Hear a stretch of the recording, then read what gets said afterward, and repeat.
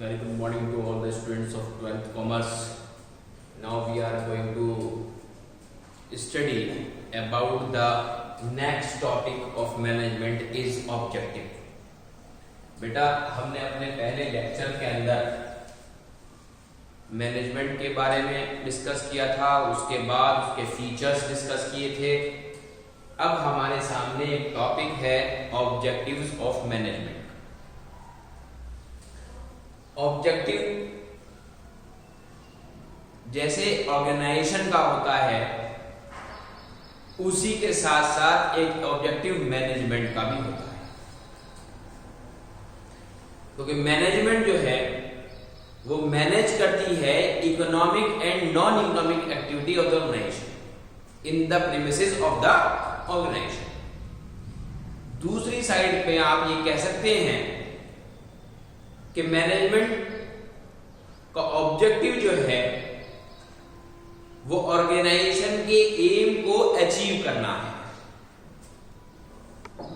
It means to provide the support to achieve the organization goal. Management का objective एक supportive है उसके लिए जो ऑर्गेनाइजेशन के एम को अचीव करना चाहता है। यहां पर ऑब्जेक्टिव कई तरह के हैं मैनेजमेंट के अंदर। तो आज हम पहला ऑब्जेक्टिव जिसको हम ऑर्गेनाइजेशनल ऑब्जेक्टिव कहते हैं उसको हम डिस्कस करें।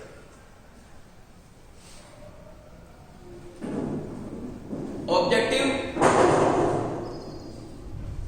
जरूरी है किसी भी ऑर्गेनाइजेशन के एम को अचीव करने के लिए। ऑब्जेक्टिव जरूरी है किसी भी ऑर्गेनाइजेशन की इंटरनल इकोनॉमिक और नॉन इकोनॉमिक एक्टिविटी को परफॉर्म करने के लिए।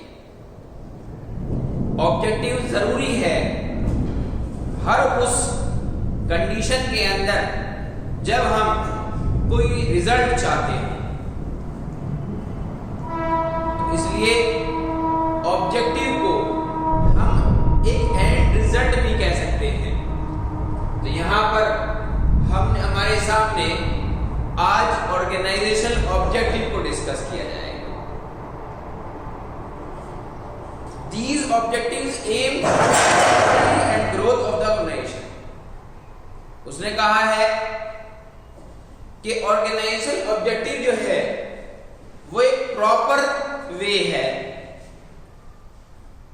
जिसको टॉप लेवल से लेकर और कंट्रोलिंग प्रोसेस के यानी लोअर लेवल मैनेजमेंट के ऑब्जेक्टिव को परफॉर्म करने के लिए किया जाता है।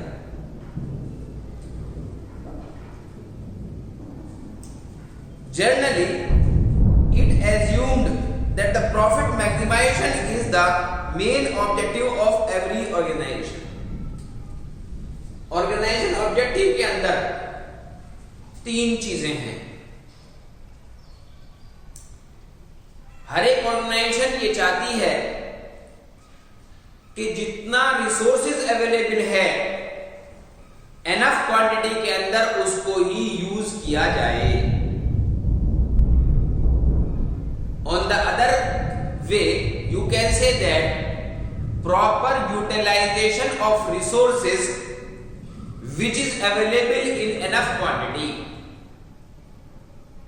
सेकेंड पॉइंट इसके अंदर इंक्लूड किया जाता है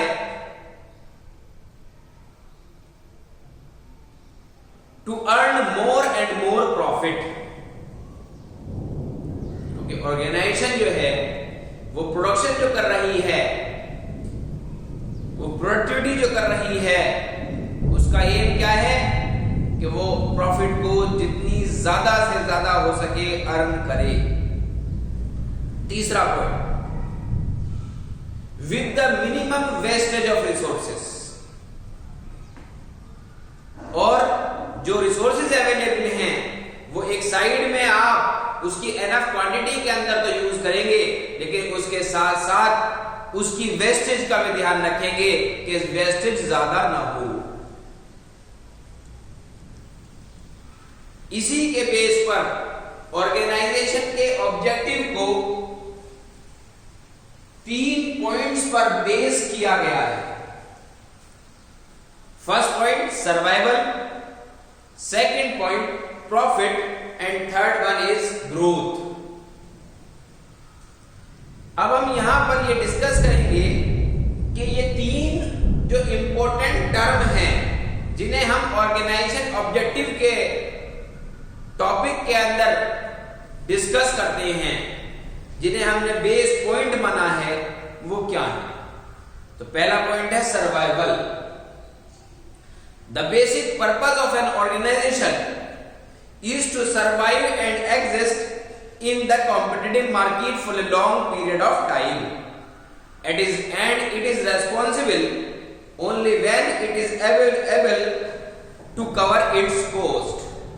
तो बताया गया कि बेसिक जो ऑब्जेक्टिव है ऑर्गेनाइजेशन का वो क्या है कि आपको सरवाइव करना है, आपको अपनी ऑर्गेनाइजेशन को कॉम्पिटिटिव मार्केट के अंदर लॉन्ग टर्म तक ले जाना है और यह पॉसिबल कराना है कि जितनी मिनिमम प्रोडक्शन कॉस्ट पर आप प्रोडक्शन कर सकें, जितनी मिनिमम कॉस्ट पर आपका प्रोडक्शन पॉसिबल हो सके, उतना ही लॉन्ग टर्म तक आप मार्केट में सरवाइव कर सकते हैं। दूसरा पॉइंट है प्रॉफिट, क्योंकि प्रॉफिट बेस्ड है सर्वाइवल पर। क्यों? क्योंकि सर्वाइवल के लिए ये कहा गया है कि कॉम्पिटिटिव मार्केट में लॉन्ग टर्म तक सर्वाइव करना है मिनिमम प्रोडक्शन कॉस्ट पर। तो यहां पर प्रॉफिट का कंसर्न सर्वाइवल से कैसे है उसको समझ लीजिए। प्रॉफिट का कंसर्न सर्वाइवल से इस तरह से है कि जब आप इस बात की ट्राई करते हैं कि मिनिमम प्रोडक्शन कॉस्ट स्पेंड की जाए, तो जितनी minimum cost of production spend की जाएगी उतना ही ज्यादा प्रॉफिट अर्न होगा। क्यों?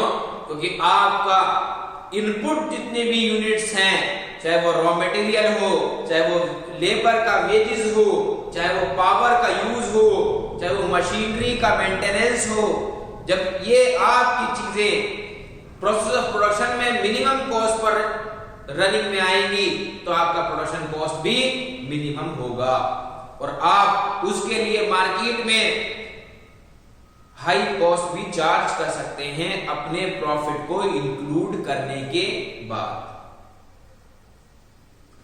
तीसरी चीज आती है ग्रोथ। हर एक बिजनेस जब सरवाइव करता है, सरवाइव के बेस पर प्रॉफिट अर्न करता है, तो वो ग्रोथ भी चाहता है। देखिए, ग्रोथ का कंसर्न किसी भी ऑर्गेनाइजेशन के अंदर कई चीजों से है। पहला, the number of the employees to be extend. जितने भी एम्प्लॉय हैं उस ऑर्गेनाइजेशन में काम करने वाले, उनका नंबर ऑफ काउंटिंग इंक्रीज हो जाएगी। दूसरा point, number of department to be raise.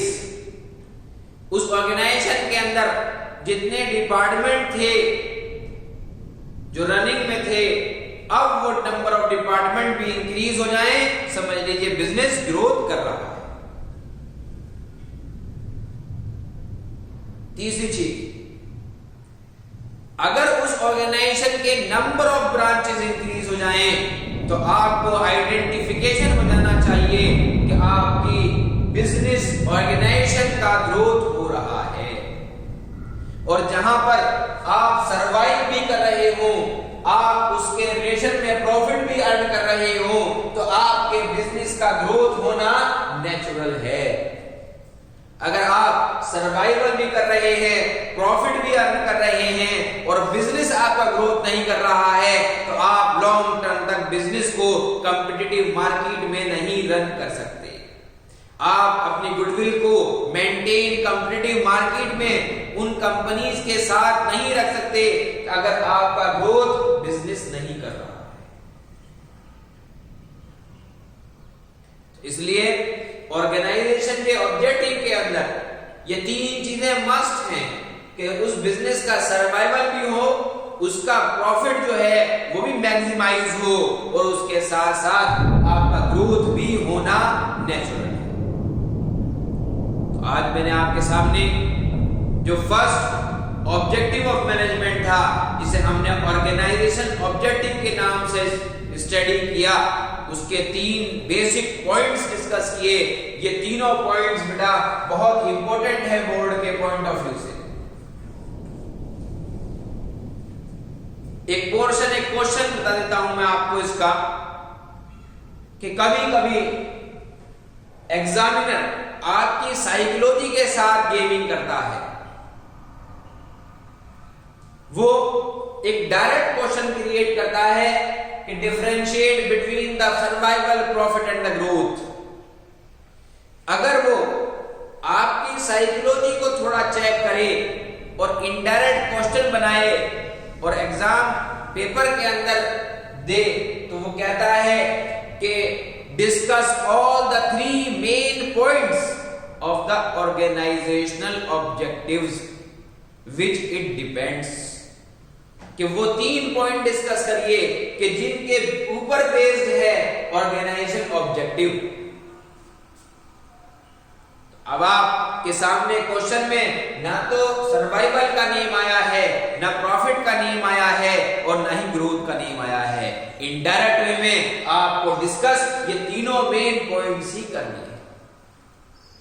ये क्वेश्चन आपका अगर डायरेक्ट आता है तो 1 मार्क्स के अंदर और इनडायरेक्ट आता है तो 3 मार्क्स के अंदर आता है। इस टॉपिक को मैंने क्लीन एंड क्लियरली डिस्कस किया है। अब आप कंसंट्रेशन के साथ इसको अपनी सेल्फ स्टडी में इन्वॉल्व करिए और कोई क्वेरी हो तो आप मुझसे पूछिए।